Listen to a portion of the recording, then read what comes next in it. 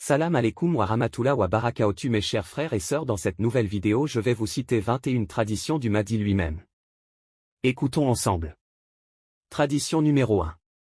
L'imam al-Mahdi a dit, il est obligatoire et bénéfique pour vous de croire que nous les gens de la maison du messager d'Allah sommes l'autorité, les garants de l'ordre, les guides du droit chemin, les représentants d'Allah sur terre, les dépositaires d'Allah sur ses serviteurs, et ses preuves dans son royaume, nous sommes les connaisseurs du permis et de l'interdit, du sens caché et l'exégèse des versets du Coran, et les meilleurs orateurs. Tradition numéro 2. Je suis le dernier délégataire, les malheurs et les troubles seront dissipés par mon biais sur les miens et sur mes partisans. Tradition numéro 3. Lorsque surviennent de nouvelles interrogations durant l'occultation, tournez-vous vers les rapporteurs de nos paroles car ils sont mes preuves sur vous et je suis la preuve d'Allah sur eux. Tradition numéro 4. La droiture est avec nous, nous ne serons pas furieux sur le peu qui s'éloigne de nous. Nous sommes les bâtisseurs de la volonté du Seigneur, et les créatures sont les mains qui bâtissent selon nos desseins. Tradition numéro 5. Le paradis n'est pas un lieu de gestation et d'accouchement pour les femmes, lorsqu'un croyant désirera un enfant, Allah le Tout-Puissant le lui offrira, sans passer par cette voie mais lui donnera un enfant aimant de la même façon qu'il créa Adam. Tradition numéro 6. Personne ne se disputera ou ne s'opposera à nous concernant la question de l'autorité sauf s'il est un oppresseur qui transgresse et de la même façon nul ne se proclame tuteur sauf un apostat mécréant. Tradition numéro 7. La droiture est avec nous et en nous et celui qui dit le contraire est un menteur ingrat et nul autre ne pourra le clamer sauf celui qui est égaré. Tradition numéro 8.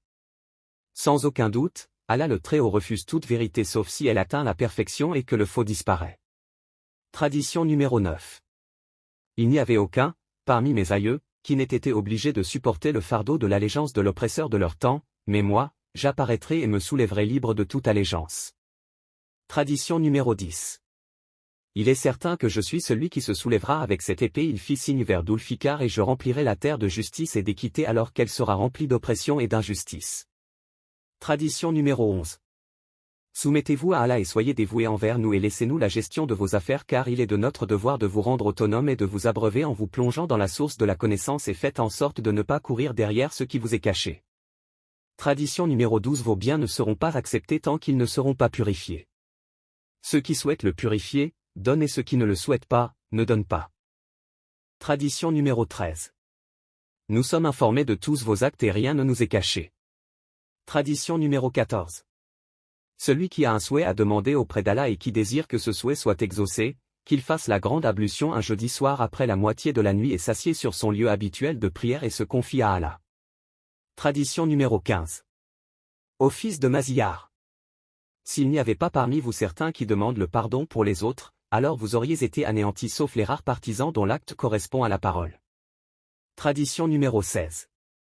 Et pour ceux qui croient que Hussein est vivant et n'est pas mort, cette croyance est de la mécréance, du mensonge et de la perdition.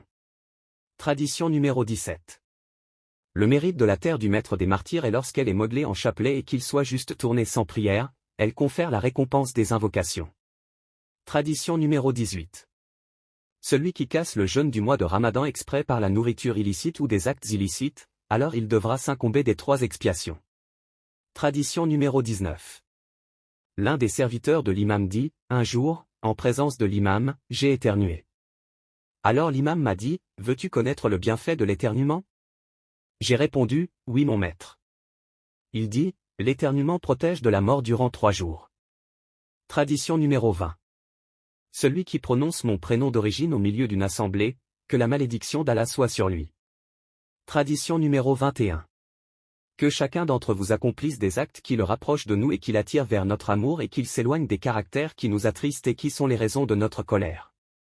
Que vaut le pardon demandé au moment où il n'est plus bénéfique sur son comportement et qui ne le protège pas des courroux de l'enfer. Je m'arrête là et si Dieu le veut nous approfondirons plus en détail ce que je développe. Si vous avez des questions, écrivez-les dans les commentaires. À bientôt et n'oublie pas de mettre un j'aime et un petit commentaire pour soutenir la chaîne.